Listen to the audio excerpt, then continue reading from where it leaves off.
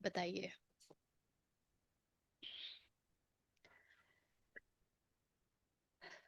किस विषय पे चर्चा करना है? क्या प्रश्न है? या जो भी है। एनीथिंग। Anything will do.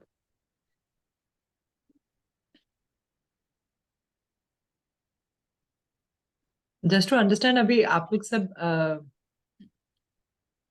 पिछली क्लास तक क्या स्पेसिफिकली कर रहे हैं? गीता के ऊपर ही बात कर रहे हैं? ऑलराइट, काफी समय हो गया ना? गीता में तो समय लगेगा क्योंकि अध्याय भी 18 है और श्लोक भी हैं। 700 श्लोक है ना कुल मिला के। तो एक सत्र में हम लोग अभी तक बहुत एम्बिशियसली 6 से 7 श्लोक कर पाते हैं। शायद आगे के कुछ अध्यायों में थोड़ी तीव्रता आएगी। ये तो इस बात पर भी निर्भर करता है कि हर एक श्लोक को हम जीवन के पहलू में कैसे देख पाते हैं। तो फिर और प्रश्न निकल के आते हैं और उस पर निर्भर करता है। हालांकि एक ये भी विचार है कि अभी मैं जो काम कर रही हूँ ना वो थोड़ा सा सेटल होगा तो एक और पैरेलल कुछ और शुरू करेंगे, क्योंकि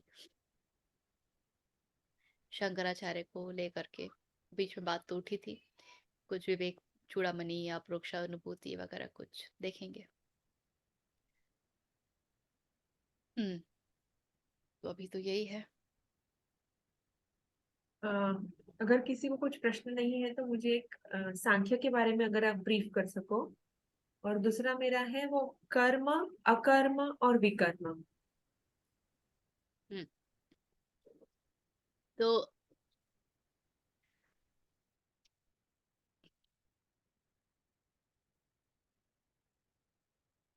मनुष्य के पास दो उपाय हैं, दो साधन हैं, दो टू वेज हैं, दो रास्ते हैं। या तो वो पूरी तरीके से प्रकृतिस्थ हो जाए या तो वो आत्मस्थ हो जाए। हम लोग बीच बीच में लटके हुए, ना हम प्रकृति स्थित हैं ना हम आत्मस्थ हैं, क्योंकि आत्मा का हमको कुछ पता नहीं और हम किसी भी रूप से आत्मा में स्थित होकर के कुछ करते नहीं हैं। हम जो कुछ भी करते हैं वो हम सामाजिक प्राणी होकर के करते हैं। तो जब हम सामाजिक प्राणी होकर के कुछ भी करते हैं तो हम पूरी तरीके से प्रकृति स्थित भी नहीं है, क्योंकि प्रकृति स्थित जो होता है फिर वो विवेक बुद्धि का प्रयोग कहीं से भी नहीं करता है। वो ये नहीं कहता है कि मैं ऐसा सोचता हूं कि मैं दाल मखनी खाऊं या दाल फ्राई खाऊं।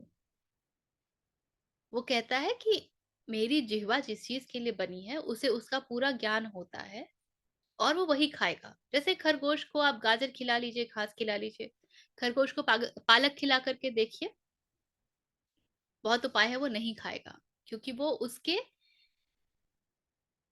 अ, क्या कहते हैं वो कोड में नहीं है, उसके कॉन्फ़िगरेशन में नहीं है। तो हम प्रकृति स्थित भी नहीं है क्योंकि हमारे कॉन्फ़िगरेशन में क्या है हमको उसका भी नहीं पता। हमारे कॉन्फ़िगरेशन में क्या है हमको उसका भी नहीं पता। बल्कि यदि हम प्रकृति स्थित हो जाएंगे तो फैक्ट तो ये है, तथ्य तो ये है कि हम में और पशु में कोई भी अंतर नहीं होगा। पशु भी प्रकृति स्थित है और पूरे तरीके से इंस्टिंक्ट्स के बेसिस पे काम करता है। और हम जब इंस्टिंक्ट पे पहुंच जाएंगे, प्रकृति में स्थित हो जाएंगे, तो हम पशु तुल्य हो जाएंगे, क्योंकि हम भी इंस्टिंक्ट के अनुसार ही काम करेंगे। ठीक है ना? लेकिन अब विवेक बुद्धि तो दी गई है, तो वो तो बीच में टांग अड़ाएगी ही। तो विवेक बुद्धि का प्रयोग जब हम करते हैं और उल्टी दिशा में करते हैं तो हम कहीं के नहीं होते हैं। अब ये बात यदि समझ में आती है तो फिर कर्म और अकर्म पर आते हैं। कृष्ण क्या कह रहे हैं? अकर्म क्या है? वो सारे कर्म जो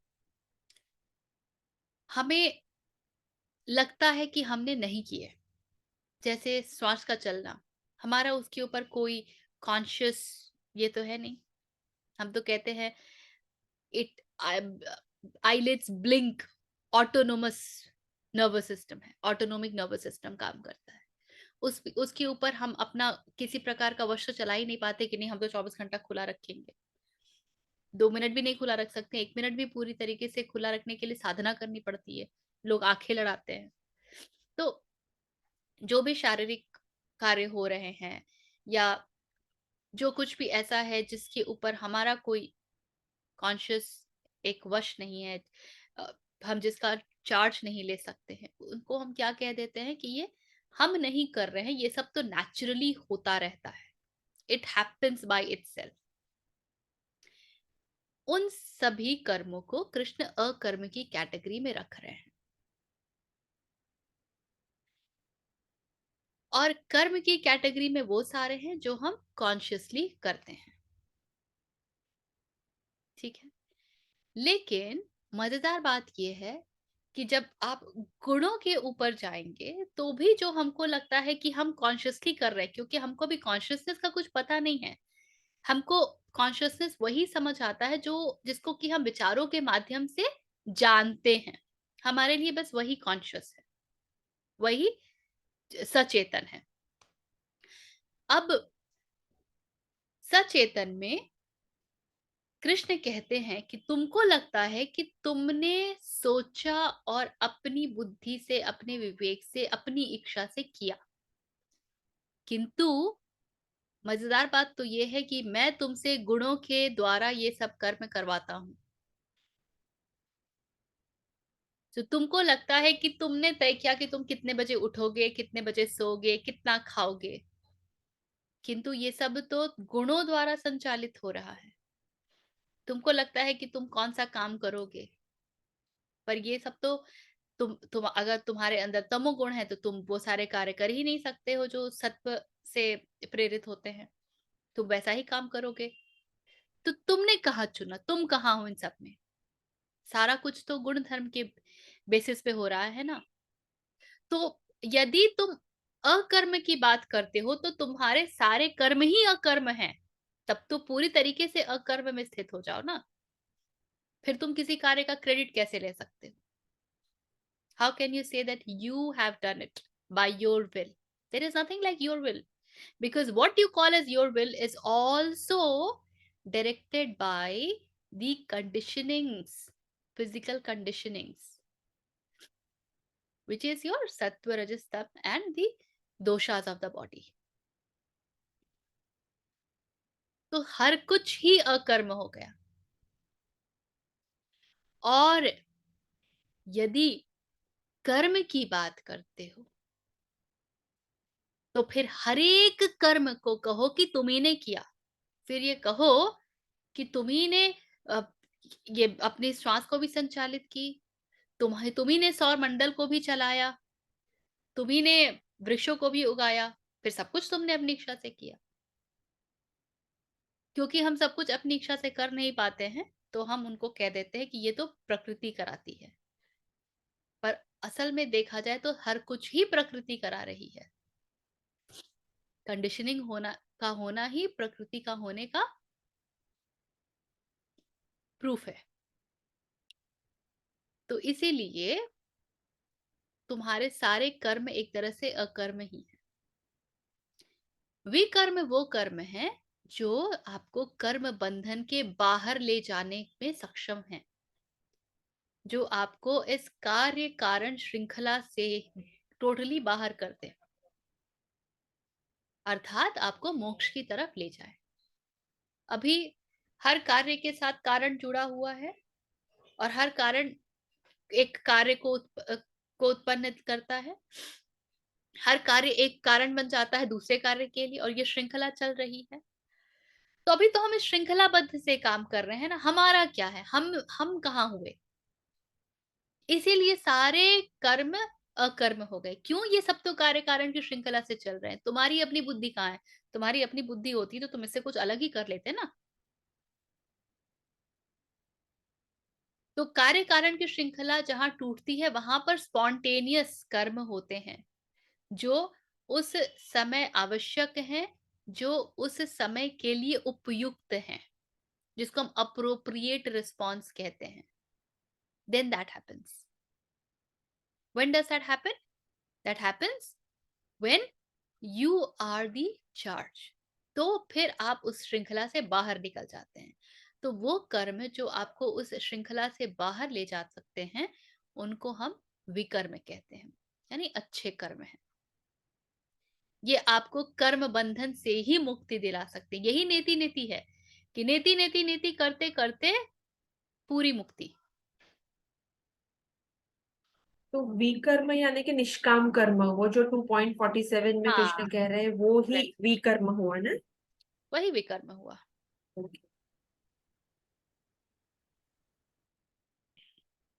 ठीक है, आई एम क्लियर। अब आते हैं सांख्य के ऊपर।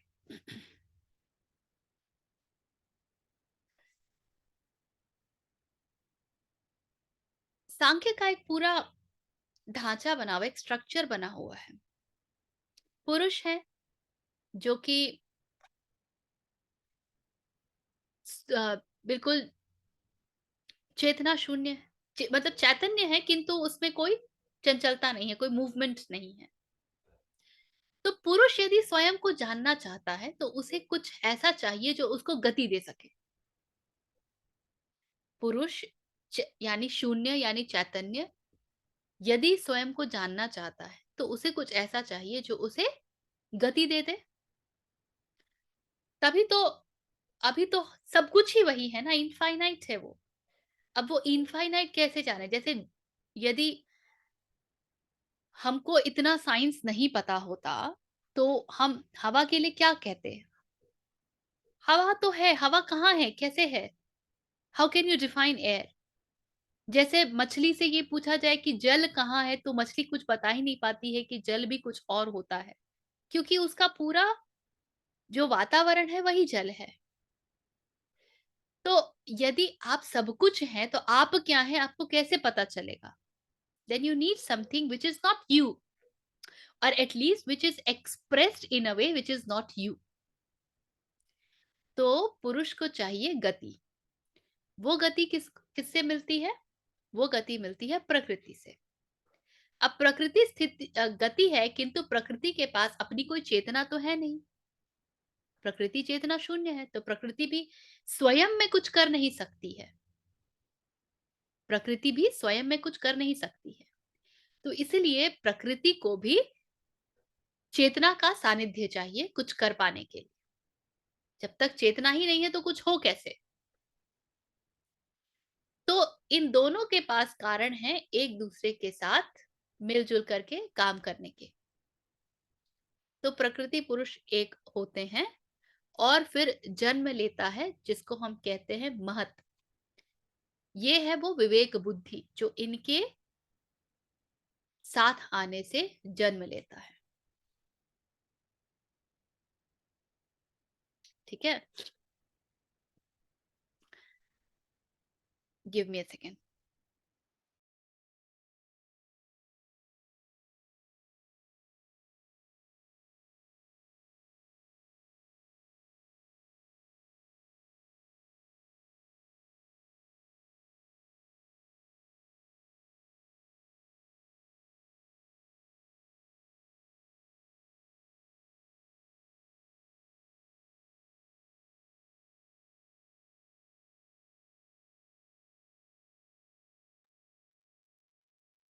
इसके ऊपर कुछ समय पहले मैं भी कुछ शोध कर रही थी क्योंकि ये मुझे बहुत कंफ्यूजिंग लगता था।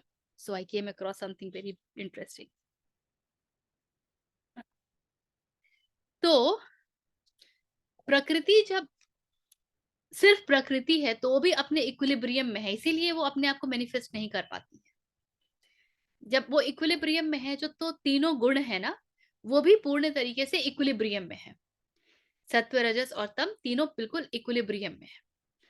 लेकिन जैसे ही वो पुरुष के साथ मिलती है, पुरुष की छाया उस पर पड़ती है, उसका इक्विलिब्रियम गड़बड़ाता है। एंड दैट इज वेयर उसमें विकृति आती है और मैनिफेस्टेशन शुरू होता है। तो ये सबसे पहले बनती है बुद्धि, जिसको महत भी कहा जाता है। इसका पूरा चार्ट है कि मैं निकालती हूँ।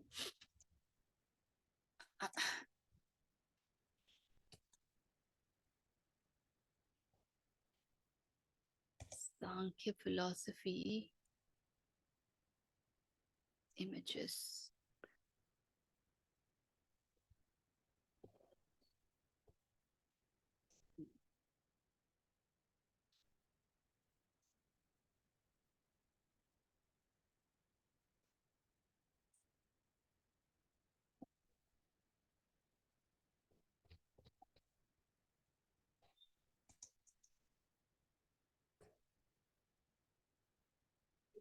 हाँ, सांख्य एक दर्शन है पारुल, सांख्य एक दर्शन है। ये हमने उपनिषद में किया था, ये हमने किया था जब वो हमने पंचकोश वाला किया था ना। कठोपनिषद।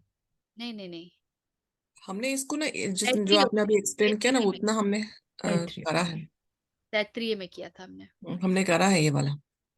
हाँ, ये हमने किया है तैत्तिरीय में। एक सेकेंड, ये हाँ। ये आप देख रहे हैं ना, यहाँ पे पुरुष और प्रकृति साथ आए हैं, तो सबसे पहले जन्म लेता है महत, जिसको कि बुद्धि भी कहते हैं। अब इसके बाद जो अगली अभी, परंतु सिर्फ इससे काम तो चलता नहीं है।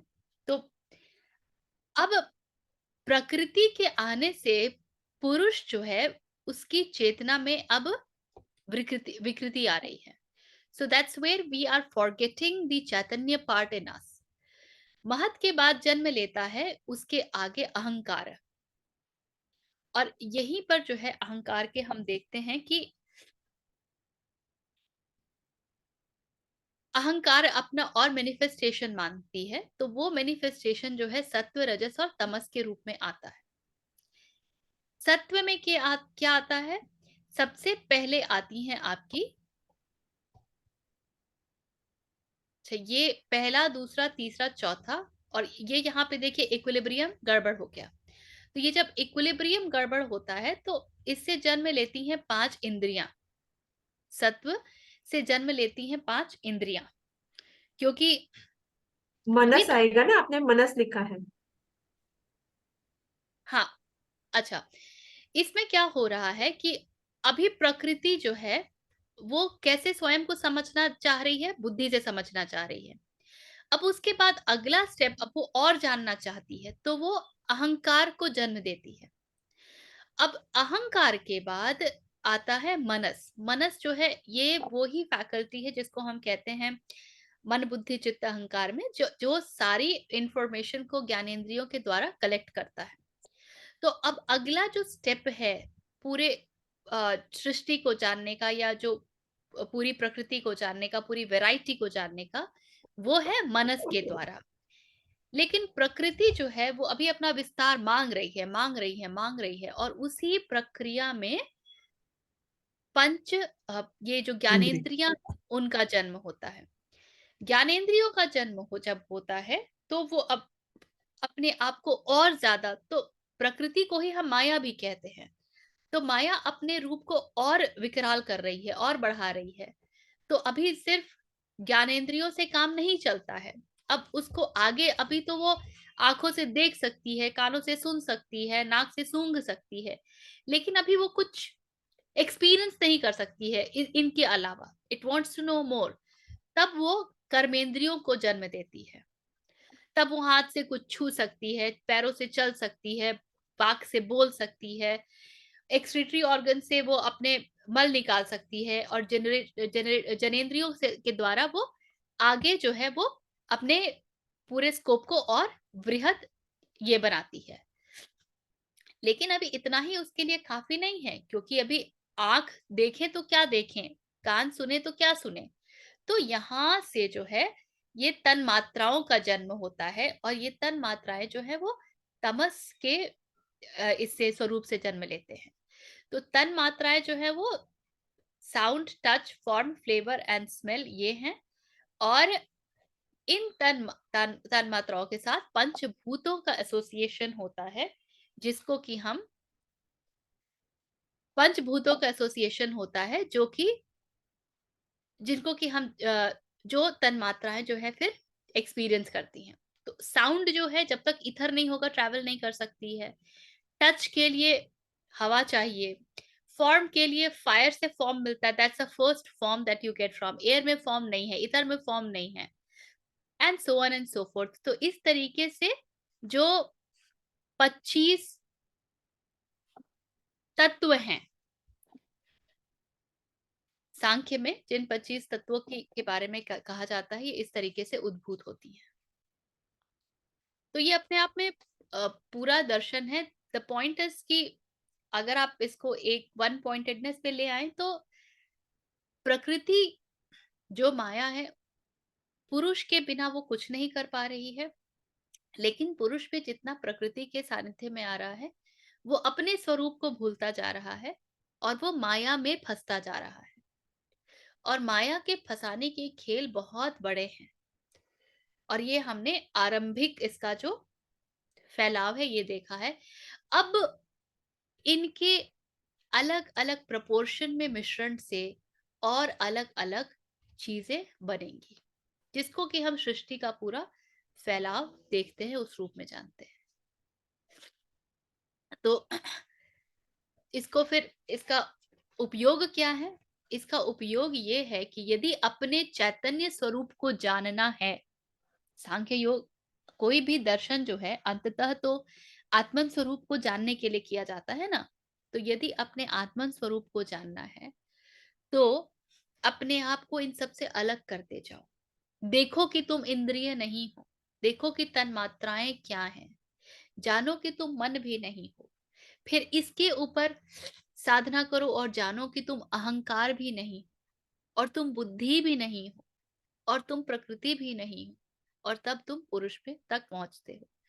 तो ये चार्ट जो है ये बेसिकली हम नीचे हैं, चार्ट के सबसे नीचे हैं अभी, जहां पूरी माया है, हमको जाना है ऊपर तक।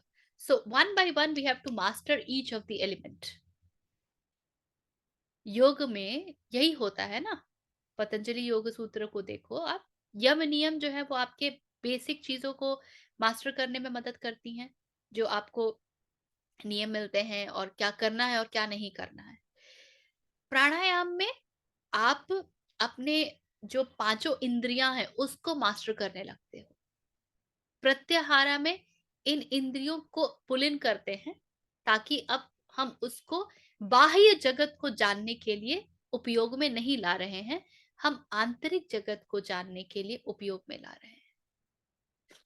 और उसके बाद आपकी आगे की यात्रा जो ध्यान धारणा समाधि है वो जाती है। तो हमारे लिए इसका उपयोग यही है कि जैसे ऊपर से नीचे टॉप डाउन मेथड से ये पूरा फैला उत्पन्न हुआ है, हमको ऊपर तक पहुंचना है, तो ये मार्ग है।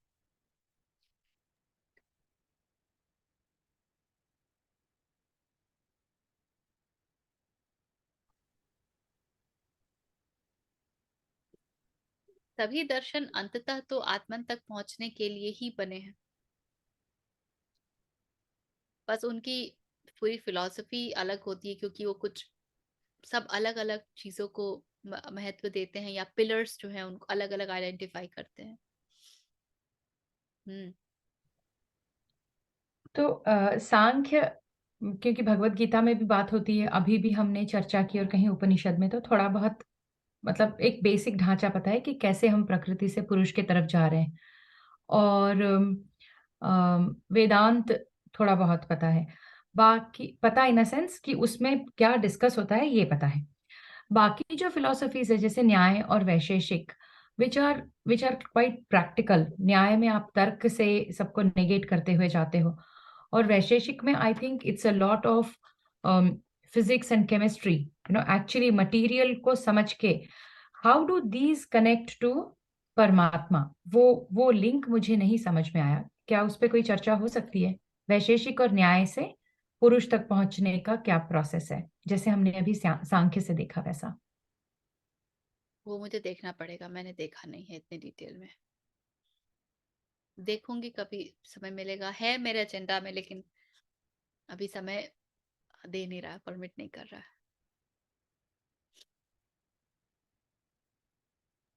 और मीमांसा पे कुछ है इमीडिएटली ध्यान? क्या मीमांसा भी अपने हमें वहीं तक ले जाता है, अम, या फिर वो अभी मैं जो है कोई प्रकृति ही है भी यही कहता है? आपको कुछ भी नहीं कह सकती हूँ, कोई टिप्पणी नहीं कर सकती हूँ। ठीक है, नो प्रॉब्लम।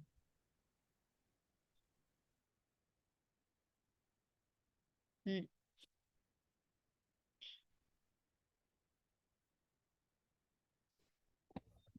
अब पारुल, महत जो है वो बुद्धि का ही दूसरा नाम दिया गया है। एक तरह से इसको आप सृष्टि की बुद्धि कह लीजिए, ब्रह्मांड की बुद्धि कह लीजिए, यूनिवर्सल कॉन्शियसनेस जैसा कुछ कह लीजिए। जैसे वो कहते हैं कि हर एक का माइंड एक होता है, जैसे कलेक्टिव कॉन्शियसनेस जैसा। यूनिवर्सल, वैसा ही कुछ वैसा कह लीजिए, वैसा ही कुछ कह लीजिए। एक और सवाल था, मैंने पहले भी पूछा था जब इंट्रोडक्शन टू जो हमने फर्स्ट सेशन किया था, कि व्हाट इज रियलिटी, रियलिटी क्या है? क्योंकि वो मुझे बहुत उसमें कंफ्यूजन होता है कि because it changes from perspective to perspective भी। एंड अभी तो हम जो रह रहे हैं वो तो like sometimes when we go in deep down in meditation na, तो when we come out na, at that time you really feel कि you are in some kind of a video game type, जैसे है ना। तो उस वक्त लगता है ये जो है ना ये रियलिटी नहीं है। and then when we come in this world and when the reality whatever it is it strikes us as नहीं यही रियलिटी है, तो वो क्या रियलिटी है क्या?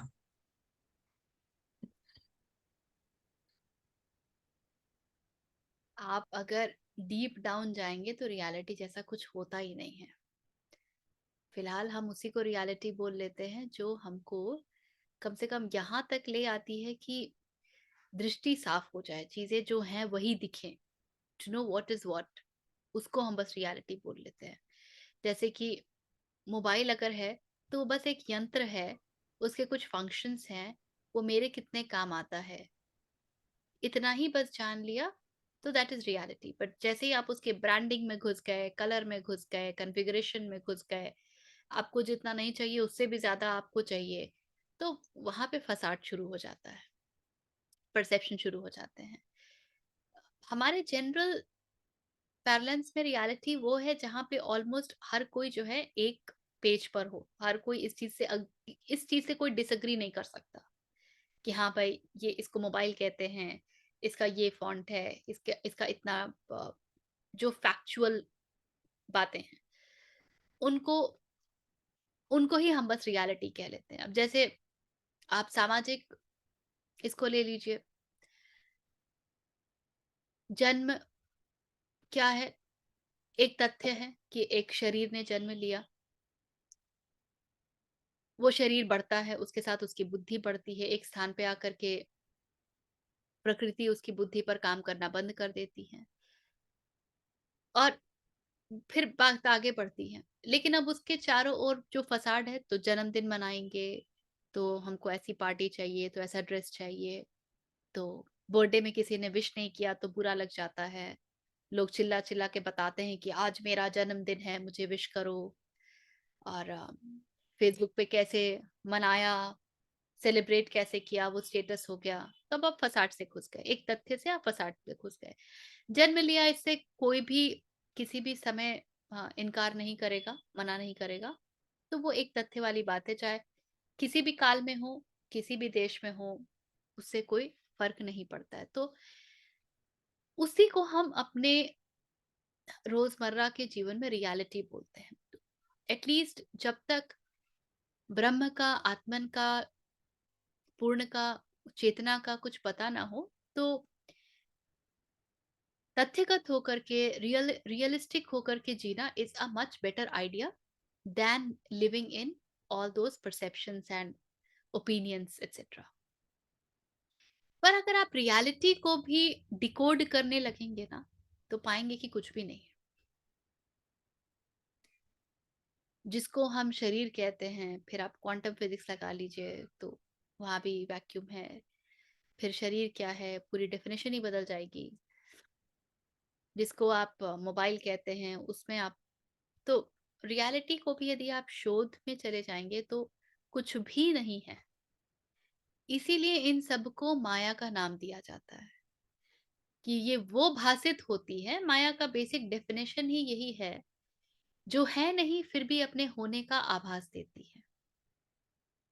It is not there, yet it makes us feel that it is very much realistically there. तो जब तक हम अपने आप को सॉलिड जानते हैं, शरीर रूप जानते हैं, तो हम हर उस चीज को जान पाएंगे जिसके पास शेप एंड फॉर्म है, जो सॉलिड है। जैसे ही आप अपने आप को इससे कुछ और जानेंगे, तब आप उन चीजों को जान पाएंगे जो इसके अलावा कुछ और है। आप वाइब्रेशन हो जाएंगे तो आप वाइब्रेशंस को जान पाएंगे। फिलहाल इंफ्रारेड रेस हम फिजिक्स के ही थ्रू जानते हैं, केमिस्ट्री के ही थ्रू जानते हैं, कुछ इंस्ट्रूमेंट्स के थ्रू जानते हैं, क्योंकि अंततः वो भी मैटर है। बट एवरीडे लाइफ में हमारे नेकेड आइज से इंफ्रारेड रेस का कोई लेना देना नहीं होता है।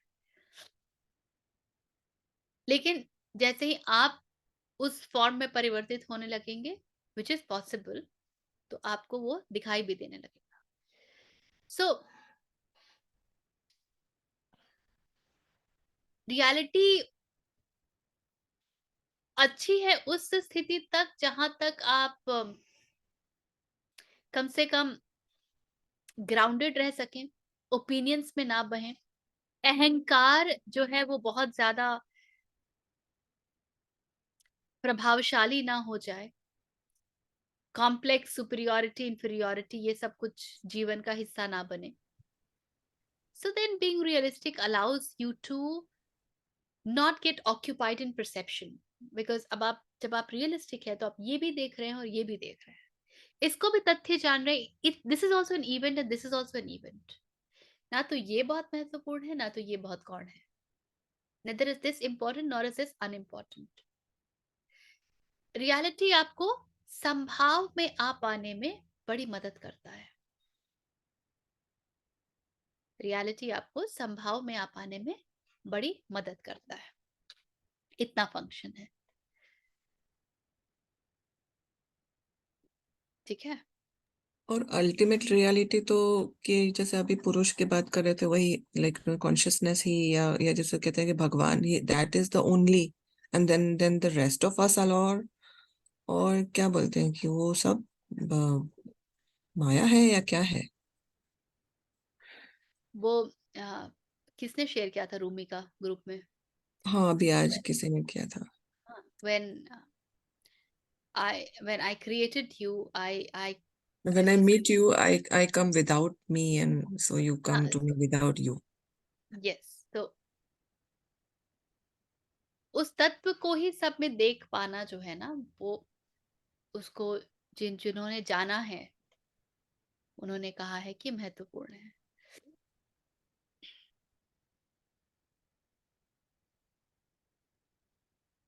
हाँ Pradeep ji. Yeah, so I think I was talking about the earlier one. जो विकर्म वाला पॉइंट है ना, वो विकर्म हाँ, वाला पॉइंट में isn't विकर्म outside of the कर्म and अकर्म? So is it not the one which is done with malintention? Because that is how it is described in the description as well. जो श्लोकों का ट्रांसलेशन है उसमें it is said forbidden कर्म. क्या कहा है? The one which is forbidden, the forbidden karma is vikarma. So it is neither karm nor akarm. The one which is not categorized as karma or akarm, उसको विकर्म कहते हैं, जो हाँ, तो शास्त्र वही के निष्काम विहित है। कर्म हुआ ना, वही निष्काम कर्म हुआ ना, वो कर्म जहां पर कर्ता ही प्रेजेंट ना हो, कर्ता गायब हो। That is akarm, right? No, that is And not a karma. okay, अकर्म इसमें कर is everything which is प्राकृतिक। So prakriti is the doer. So somebody is actually moving it, somebody is actually guiding it. There is a set pattern, there is a configuration. The moment it is about vikarma, the patterns, the configurations, they all evaporate. No more patterns, no more configurations. It is happening in the moment, as per the moment. It is not guided by any intention. It is not guided by anybody's thought. It is very, very spontaneous, as the need be. okay, so okay, maybe I don't know if I misunderstood last time, because that is how I understood that akarma karma is what is dual. So जो without करता है वो अकर्म है, and the one which is for, so this is the description from the IIT Kanpur. So it says forbidden is the one which is vikarma. So that is the one which is forbidden or unlawful action. That is where I was confused. कि अगर vikarma is what is, I don't know. I mean that is how I understood. this is very debatable. Unlawful मतलब क्या? Who is deciding that law? How does it become unlawful? Who is that faculty authority who is saying that this is lawful and this is unlawful? Law Waugh जैसा कोई concept उसमें लगता ही नहीं है, because इसीलिए जब हम उपनिषदों के पास जाते हैं, गीता के पास जाते हैं, तो अवेयरनेस को इंटेंशन से ऊपर रखा जाता है. I might have a very good intent, पूरी दुनिया इंटेंट पे काम करती है, पूरी इंडस्ट्री इंटेंट पे काम करती है. You should have the right intent, you should have the right intent. But अगर अवेयरनेस ही नहीं है तो इंटेंट का कुछ नहीं कर सकोगे. You want to help somebody but आपको पता ही नहीं है कि हेल्प क्या होता है. तो even if you have very good intent, you would actually go and harm. Big probability. इसका बहुत सीधा सा एग्जाम्पल है कि हर पेरेंट का इंटेंट जो अपने बच्चे के लिए बड़ा अच्छा ही होता है, लेकिन उनको पता ही नहीं होता है. So I love my child, very good intention, but what I say and what I do, number one, it doesn't translate as love in my child's language. So the child has not understood love. Secondly, I myself do not know what love is. I know love based on Bollywood and oxytocin. I call attachment as love. And in attachment, I'll give them, beta itna kha lo, yahan ghumne chalo, ye padh lo. But I really do not know what is all of this doing to the child. I have no awareness of all that. So when it comes to scriptures, awareness is always given a higher pedestal than intention. Intention is good, but intention alone is very non-sufficient, insufficient.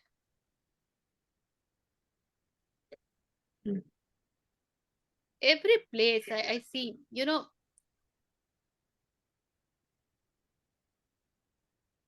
Meeting होती है और intention बहुत अच्छा है कि आज हमको ये सारा कुछ कर लेना है, लेकिन वो फ्लो में कहीं का कहीं ले जाते हैं. क्यों? क्योंकि इंटेंशन या अवेयरनेस ही नहीं है कि हम कर क्या रहे हैं. तो अर्थ का अनर्थ होने में कोई समय लगता ही नहीं है. फिर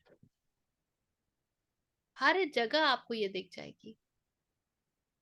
लोग कहते सुनते हैं ना कि यार मैंने इसलिए नहीं कहा था, this is not what I wanted to do, I did not want to hurt you, I did not intend to hurt you.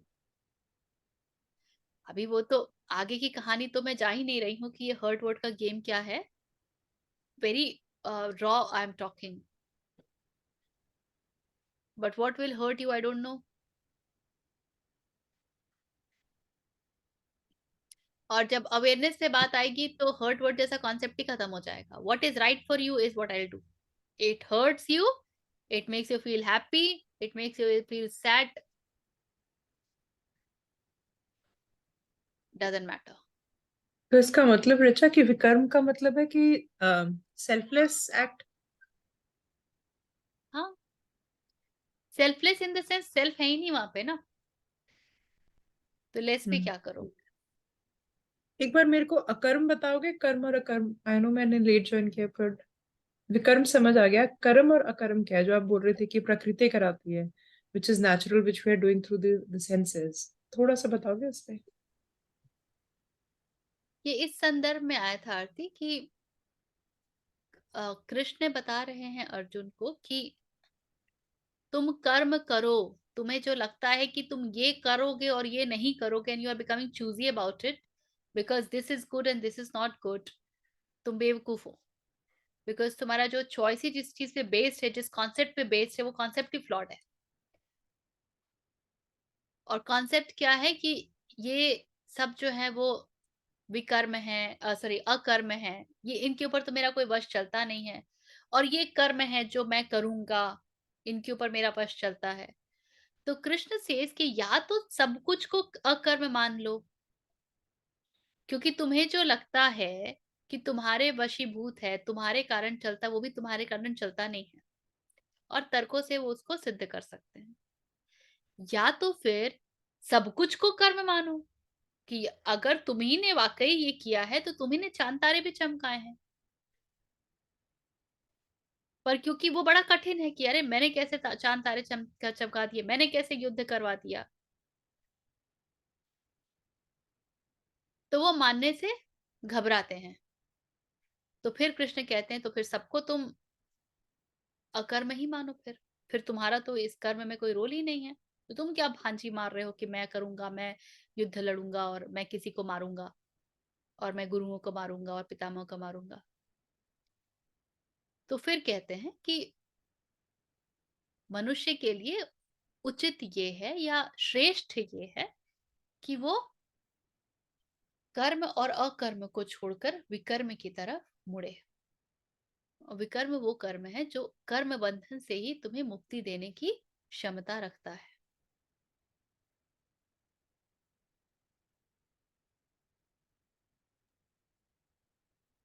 मैं को खत्म करके जो भी कर्म करें सेल्फलेसली। हाँ, जो भी कर्म में मैं का कोई रोल ना हो, मेरी इच्छा का कोई रोल ना हो, मैंने किया, मैंने सोचा, मैंने समझा, मैंने जाना, इसका कोई रोल ना हो।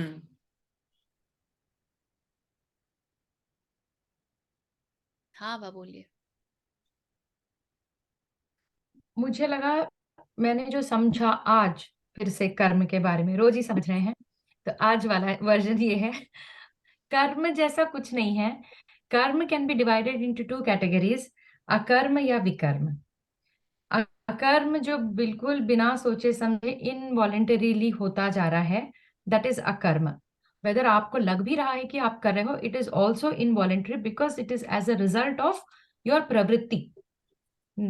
और जो विकर्म है वो आप कंप्लीट अवेयरनेस में कर रहे हो, लेकिन आप मतलब इतनी अवेयरनेस है कि आप कर रहे हो ये भी नहीं सोच रहे हो, उसमें ना कोई वो करने की चेष्टा आपसे, है ना कुछ आपके पाने द्वारा की हो चेष्टा है। रहा है, यू हो आर रहा जस्ट है, अ हाँ। वेसल, आपके द्वारा हो रहा है।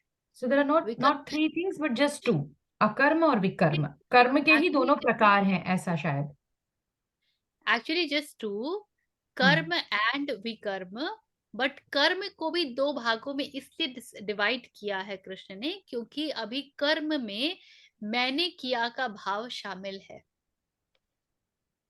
तो कृष्ण कह देते हैं कि तुम कुछ हो ही नहीं, अपने आप को इतना बड़ा मत समझो, तुम कुछ हो ही नहीं, तुम जिसको समझ रहे हो कि तुम हो वो भी असल में प्रकृति है। तो वो पार्ट भी अकर्म में चला गया ना। इसीलिए फिर वो अकर्म को लेकर के आते हैं इस बात को समझाने के लिए।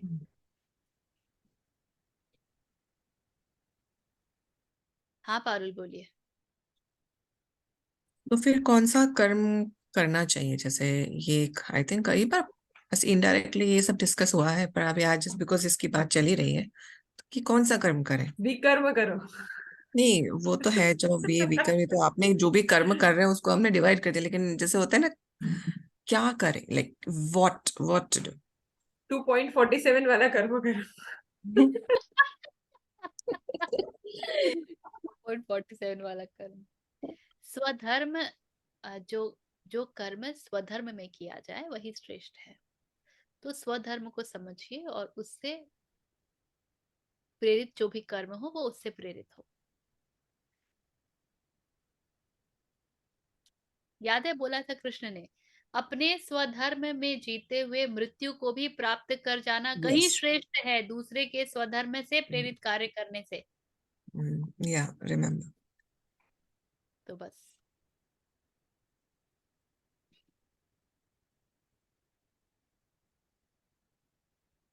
हम्म। इससे रिलेटेड एक और था कि पर्पस ऑफ लाइफ का काफी चलता है।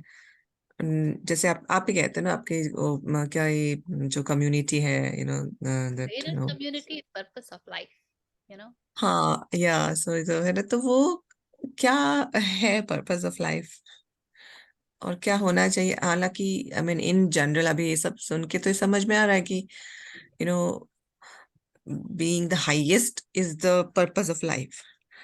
पर ऐसे सुबह उठ के रोज ऐसे तो नहीं कह सकते ना कि चलो उठो अब मेडिटेट करने बैठ जाओ. I am being very practical. So what should we like wake up to, you know? बस आप ऐसा कोई अगर बोले मुझे कि चलो अच्छा, ये जो लोग मठों में रहते हैं, या जैसे हम लोग सर्वप्रियानंद जी की काफी बात करते हैं, उनके लिए ये प्रैक्टिकल क्यों है कि वो उठ करके सुबह मेडिटेट करने बैठ जाए? वो ये पता नहीं. प्रैक्टिकल शब्द जो है ना, ये बड़ा बहुत ही मजेदार है. We actually use it to manipulate and save ourselves. जैसे टेररिस्ट के लिए बहुत प्रैक्टिकल है मार देना किसी को भी, हमारे लिए नहीं है. इजी है ना, उनको सोचना नहीं होता. That's how they are condition. तो ये practical is more about what you practice. What you practice becomes practical. उससे ज्यादा कुछ नहीं होता है प्रैक्टिकल. अगर हम कुछ प्रैक्टिस नहीं कर पा रहे हैं तो उसको प्रैक्टिकल और इम्प्रैक्टिकल के लेंस से ना देख करके उस लेंस से देखिए कि how am I coming on the way that this is not happening, this practice is not happening. If that practice is aligned to swadharma, that practice is aligned to spontaneous action and atman. अब purpose of life क्या है, ये तो इस बात पे निर्भर करता है कि आप कौन है. जो मैं हूं मेरा पर्पस वैसा ही होगा. मैं मोची हूं तो मेरा पर्पस ऑफ लाइफ अच्छे अच्छे चप्पल बनाना है. मैं जुलाहा हूं तो मेरा पर्पस ऑफ लाइफ जो है अच्छे अच्छे चादर बुनना है. So who am I actually decides the purpose of life. And yeah, so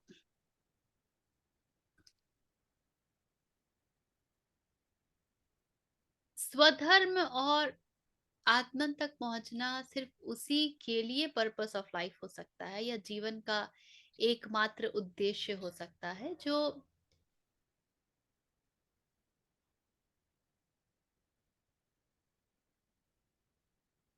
पहले तो इस बात को समझ ले कि ये सब जो खेल चल रहा है, ये प्रपंच है, ये माया है. This is a vicious circle. और इससे ऊब होने लगे. जब तक इस सर्कल में मजा आ रहा है, ऊब नहीं आ रही है, तब तक इसमें कुछ नहीं कर पाएंगे. इसीलिए स्पिरिचुअल शॉपिंग भी बहुत होती है. मजे के लिए स्पिरिचुअल क्लासेस लेते हैं. आई मेट पीपल हु से कि नहीं नहीं, अभी के लिए इतना ही बहुत. झोंकना पड़ता है खुद को. अपनी च्यूइंग कैपेबिलिटी बढ़ानी पड़ती है. ग्रहण शक्ति बढ़ानी पड़ती है. ग्रहण शक्ति कब बढ़ेगी? जब आप शेष इंद्रियगत चीजों से जो ग्रहण कर रहे हैं उसको आप रोकेंगे. वही 24 घंटे हैं. 24 घंटे में से कितना समय किधर व्यतीत कर रहे हैं, ये बताएगा कि आपकी पर्पस ऑफ लाइफ कैसे डिफाइन हो रही है. स्वाध्याय में 1 ही घंटा दे रहे हैं, या 10 मिनट दे रहे हैं, या 0 दे रहे हैं, या 5 घंटे दे रहे हैं, ये व्यक्ति विशेष पर निर्भर करता है. और जो उसका इमीडिएट गोल होता है वही उसके लिए पर्पस ऑफ लाइफ भी होता है. बाकी सब डे ड्रीमिंग है. नहीं, मेरा तो बिगर पर्पस ऑफ लाइफ जो है वो है टू गेट दी मोक्ष. किंतु अभी पहले बच्चे का एग्जाम दिलवा ले, फिर मोक्ष करेंगे. पहले पता है क्या मातृ कि डालो. पता भी है कि तब तक जीवित रहेंगे कि नहीं रहेंगे.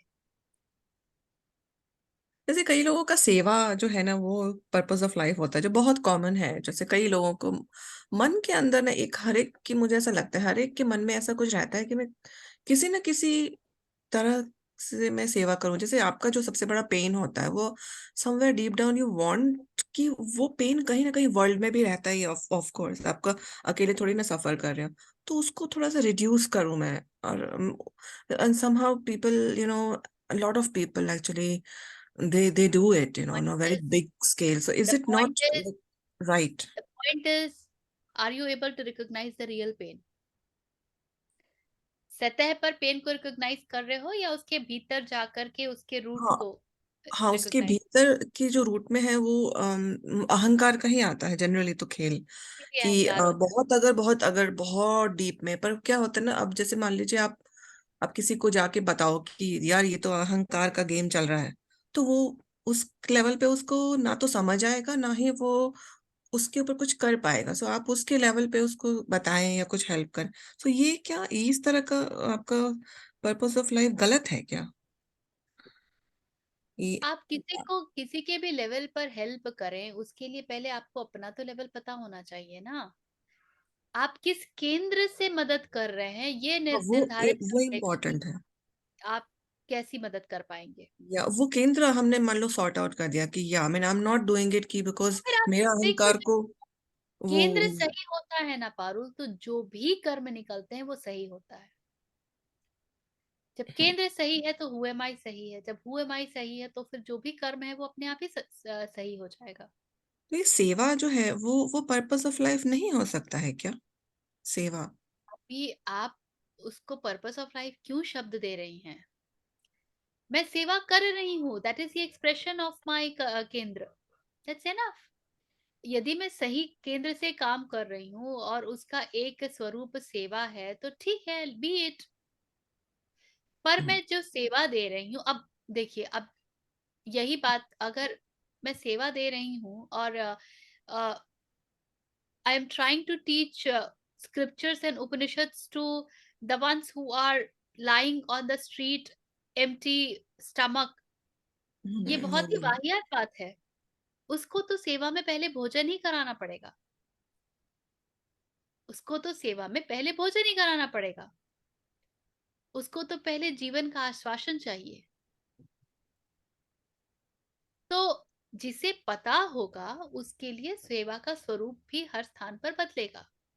हम्म, यही मैं एक वेल टू डू से बात करूंगी तो मैं उसको और जीवन यापन के उपाय नहीं बताऊंगी सेवा के नाम पे। उसको मैं हम्म। बोलूंगी, भाई तू ठीक है, तू अपनी इनसिक्योरिटी से बाहर निकल, अपने डर से, अपने भय से बाहर निकल। तो जैसे कई सारे लोग होते हैं, जैसे उन्होंने मान लीजिए किसी ने बहुत कुछ अपने लाइफ में देखा, तो उसके बाद में उन लोगों ने ये मैंने बिल्कुल ये सब सुना है मैंने, इसलिए मुझे क्लैरिटी चाहिए इस बात में।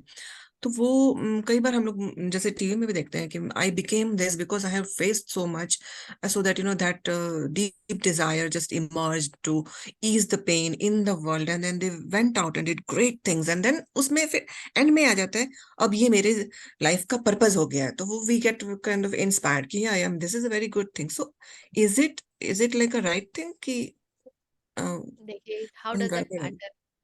How does that matter? Because I really do not know from which centre are they operating. मेरे लिए लाइफ का पर्पस हो गया है और मैं बिल्कुल सेल्फलेस केंद्र से कार्य कर रही हूँ, और मैं वहां से कार्य कर रही हूँ जहाँ पे मुझे अपना पता ही नहीं, और मैं इस तरह सेवा में लगी हुई हूँ कि मुझे पता ही नहीं कि मुझे क्या मिल रहा है, मैंने कब खाया नहीं खाया, कोई छूट तो नहीं गया।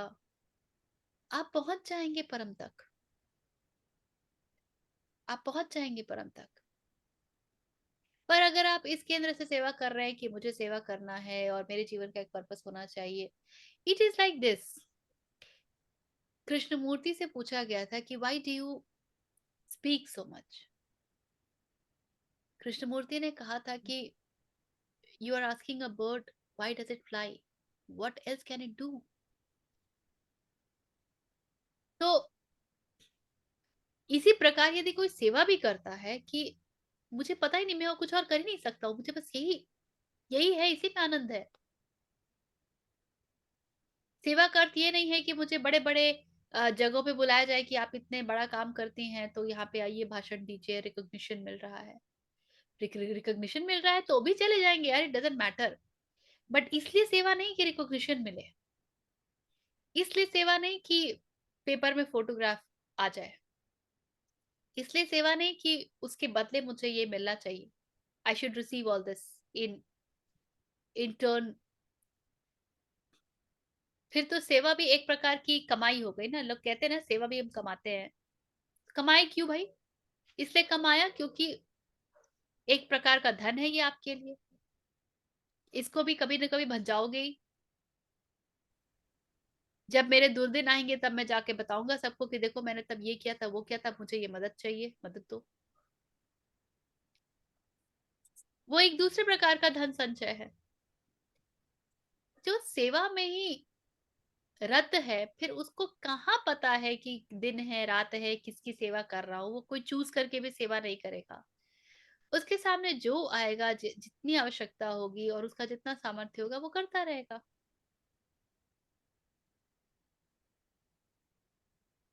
क्या सेवा भी आपको स्वयं को भुलवा देती है या स्वयं को सुदृढ़ बना देती है?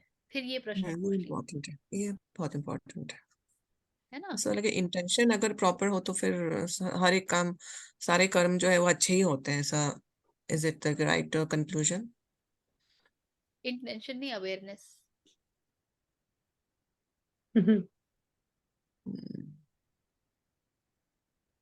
मेरा इंटेंशन बहुत अच्छा है, मैं सेवा करना चाहती हूँ। और सेवा में अभी भिखमंगों को मैंने 10 रुपए दिए। अब ये भिखमंगे जो है शाम को ठेके पे मिलेंगे। हो गई ना सेवा? बच्चों को आपने देखा होगा कि बहुत सारे भिखमंगों के पास एक छोटा बच्चा होता है गोद में, और अक्सर वो सोया रहता है। हम सोचते हैं कि बच्चे को पालने के लिए पैसे चाहिए, दे देते हैं। हमें ये पता भी नहीं होता कि उस बच्चे को अफीम चटाया हुआ होता है, इसलिए वो सोया रहता है। अब हमने जब उसको पैसे दिए तो हमने क्या किया? हमने इस कार्य की वृद्धि कर दी कि देखो ऐसे रहने से पैसे मिलते हैं, तो ऐसा और करो तो पैसे और आएंगे। सो with this good intention, what we have done is bigger harm.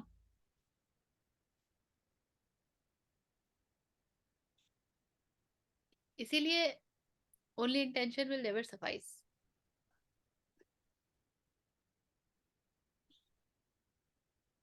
अभी बीच में चला भी था ये अभियान कि किसी को भी आप, भिखमंगों को आप खाना खिला दीजिए, कपड़े दे दीजिए, पैसे बिल्कुल मत दीजिए। ऐसे नहीं देना। क्योंकि आप खाना खिलाएंगे, कपड़े देंगे, वही तो बेसिक नीड्स है ना जिसके लिए वो मर रहे हैं।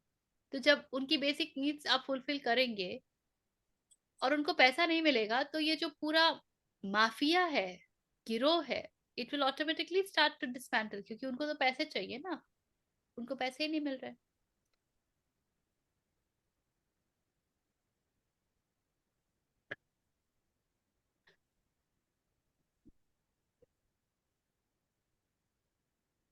हाँ जाती है। रिचा, जरूरी है कि मुझे डिफाइन करना है कि मेरा पर्पस ऑफ लाइफ क्या है? बिल्कुल नहीं। ऐसा तो नहीं, क्योंकि फिर मुझे लगता है मैं अपना स्कोप बना लूंगी। Maybe I do not know beyond that. बिल्कुल। या ये मेरा डर है कि मैं अगर बोलूंगी कि पर्पस ऑफ लाइफ तो मतलब I should be doing only that. और या मुझे लगता है कि मुझे दोनों तरफ से प्रोस एंड कॉन्स है, कि या तो मैं अपने आप को सिर्फ उसी में स्ट्रिक्ट कर लूंगी, अपने आप को बांधूंगी, जबरदस्ती करूंगी, and I will close myself not to know beyond that. When you are in the right action, the thought even of purpose of life will not arise. The right action will happen. It will keep happening. And it will keep you giving you ways to manifest more and more and more and more. Even the thought of purpose of life will not strike. Very beautifully put up. ये सब के बारे में सोचने की आवश्यकता ही नहीं पड़ती है। स्वधर्म समझिए और बस काम करते रहिए, हो जाएगा।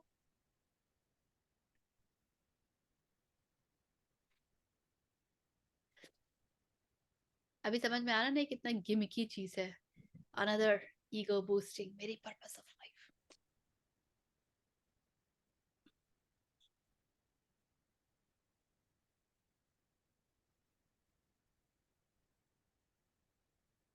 ठीक है। आपसे अगली बार क्वेश्चन पूछूंगी, भी तो समय ज्यादा हो गया।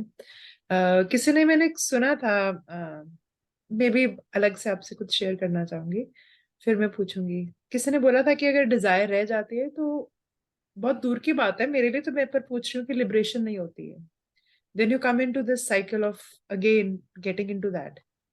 मगर कई बार डिजायर्स आपके कंट्रोल में नहीं होती है, तो ना चाहते हुए, दबाना नहीं है, मुझे बताया गया था डिजायर्स को, मगर still I wanted to ask कि कैसे उस मार्ग पे जाना है, क्या करना है। तो जब आप विटनेस हो जाओगे ना तो डिजायर्स अपने आप खत्म हो जाती हैं। डिजायर्स का जो जोर होता है ना वो कम कम हो जाता है। इसका मतलब ये नहीं है कि आप जाके कपड़े नहीं खरीदोगे, आप जाके जूते नहीं खरीदोगे, but you will not be doing it because you are going crazy and you want to do this, और मुझे दीपिका पादुकोण स्टाइल चाहिए और मुझे ये स्टाइल चाहिए और वो स्टाइल चाहिए, वो सब खत्म हो बेसिक जाएगा। डिजायर्स नहीं। So it becomes more aligned to what exactly do I need, and that's enough. किसी को मुझे वो शादी में ऐसा दिखना है, वो वैसे वैसा दिखना है, वो सब नाटक जो है ना वो सब खत्म हो जाता है। पहले स्थूल डिजायर्स होती हैं, बाद में सूक्ष्म डिजायर्स होती हैं।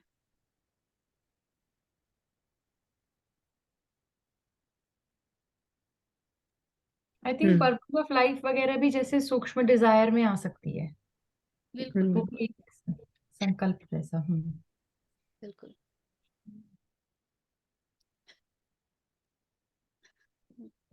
आई थिंक एक बार जब पूरा अवेयरनेस आ जाता है ना तो माया बहुत अच्छे से जब हमको दिखने लग जाती है ना तो आई थिंक वो नथिंगनेस का एक, और क्या बोलते हैं, व्यर्थ है ये सब जो होता है ना, ये सब समझ में आ जाता है, देन आई थिंक इट में In fact, ऐसे। that is the moment when you start to take part in लीला। तब आप लीला में पार्टिसिपेट करना शुरू कर देते हो। दैट मीन्स क्या लीला, क्योंकि अभी मुझे उस लेवल पे समझ में आ रहा है कि यार ये तो बहुत ही नॉनसेंस है। तो more and more I think जब से गीता का शुरू हुआ ना तब से तो मुझे हर एक चीज ना बहुत ज्यादा व्यर्थ टाइप लग रहा है। एक्चुअली सुबह उठ के ऐसा लगता है मैं करूँ भी क्या, because it's like so meaningless, everything looks like oh God, I mean ये क्या कर अभी पिछला मैं जब भी याद करती हूँ लाइफ को तो मुझे हंसी आ रही है अभी। What were we doing? ये सो ना यू नो मैं I am interested in what is leela then. कुछ करने को मिलेगा। लीला ये इज ना मैं एक शेयर कर रही हूँ, जो ऋचा जी ने कहा ना अवेयरनेस लाओ। आरती आप ना एक बार करो, जैसे हम तैयार पहले कैसे कॉन्शियसली तैयार होके कि मैं कैसी दिख रही हूँ, ऐसे आप विद अवेयरनेस ऐसे ही तैयार होके जाओ जैसे आपको होना है। You go that way and just observe how you feel when you are aware. No वो फीलिंग ही आपकी चली जाएगी कि मुझे अच्छा दिखना है, बट आप तैयार होके जाओ, आप एंजॉय करो with awareness and gradually it will go. ये इसका एक और एग्जांपल मैं दूंगी। अभी हमें थोड़े टाइम पहले ना हम लोग की the most happening party of the year में मैं गई थी, जिसके लिए like I am so always excited. और इस बार मैं गई ना तो मैं आई डिड हैव लाइक जैसे आपने कहा तैयार भी हुई, सब कुछ मैंने किया। एंड उसके बाद में ना जैसे हम लोग बहुत जैसे गेम्स भी खेलते तो otherwise I am so enjoying. इस बार ना मैं I was just not participate, I was just watching. And watch करके I was laughing, not laughing at the games because games बहुत फनी थे, बट आई वाज लाफिंग कि my god I was enjoying all this nonsense for all this. And अभी ना now is like ठीक है, अगर नहीं भी नहीं भी कोई इनवाइट करेगा तो I won't be too sad. The only thing I was enjoying there was actually very strange. I was just helping the host, the मेरे जो फ्रेंड है उसको बस हेल्प करने में मजा आ रहा था कि यार इसको मैं हेल्प करती हूँ, बहुत ज्यादा काम है इसके घर में। So, मेरा पूरा फोकस ही शिफ्ट हो गया। मैंने जब भी बहुत कॉन्शियसली अपने शक्ल को लिपा पोती करने की कोशिश करी है ना तो I have looked so horrible.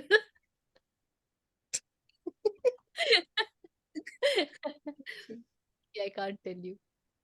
So, आप बता रहे थे ना लीला का, प्लीज आप बताइए क्योंकि इसमें काफी इंटरेस्टिंग लग रहा है। If you have time. लीला कर पाने के लिए कृष्ण तक पहुंचना आवश्यक है। फिर आपके लिए जितना प्रेम प्रसंग आनंदपूर्ण होगा उतना ही आनंदपूर्ण युद्ध भी होगा। ना तो आप प्रेम से भागोगे ना युद्ध से भागोगे। लीला is 100% participation in everything, without any residue, without any thought process, without any ego, without any sense of I am participating. Leela is just being. अगर नृत्य का सभा है तो ये भी नहीं बोलोगे कि अरे क्या है ये माया, डांस भी कर लोगे। So being There is, detached and then performing the action will result in Leela? Is it like yes, right understanding? Okay.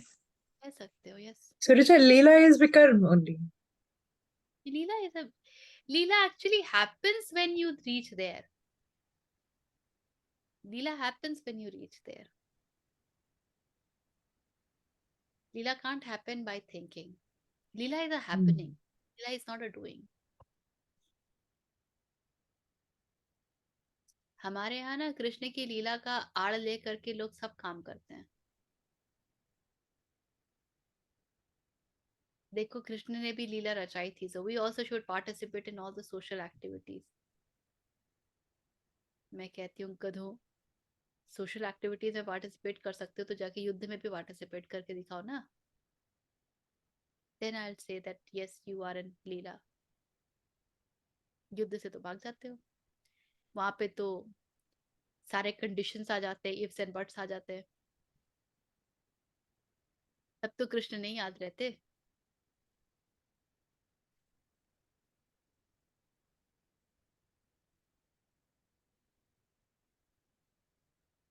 ठीक है,